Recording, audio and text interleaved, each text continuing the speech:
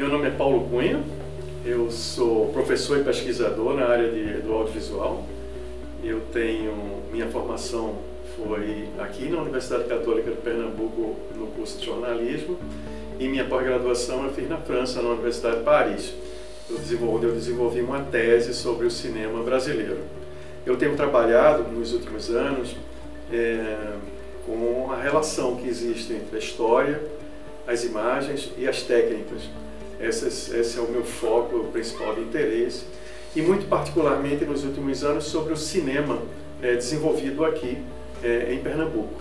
Eu tenho pesquisado tanto os filmes realizados há muitos anos, por exemplo, na época do ciclo do Recife, nos anos 20 do século XX, e como filmes mais recentes, filmes que foram feitos após a retomada. Eu tenho feito esse esforço de entender melhor as imagens que a gente produz aqui, e é esse o meu maior interesse atualmente. Aqui no curso que nós vamos oferecer na Unicap, a disciplina que eu vou trabalhar se chama Gêneros do Audiovisual. Como o próprio nome está dizendo, a disciplina aborda as diversas modalidades a partir das quais o cinema e a fotografia, a produção visual, na verdade, foi se organizando ao longo dos tempos, a partir de perspectivas que foram colocando alguns filmes, formando conjuntos de filmes que fazem parte de uma mesma estrutura narrativa, estética, histórica.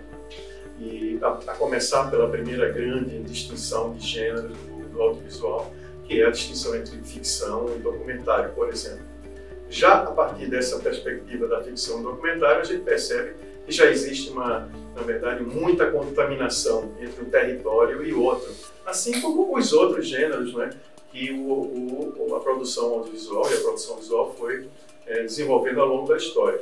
E é justamente esse conjunto de modalidades que a gente vai estudar, tentar entender as suas motivações históricas, estéticas, e também econômicas e políticas. Então é uma disciplina super interessante e vai nos dar uma visão fantástica do que é a produção visual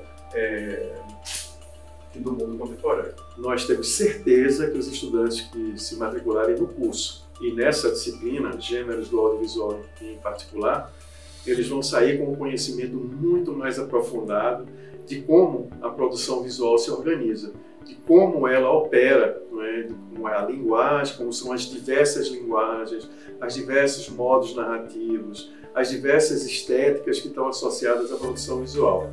Esse é um conhecimento que só tem ganho para as pessoas que fizerem essa disciplina, porque ela amplia muito a nossa capacidade crítica, a nossa capacidade de ver e de entender a produção visual.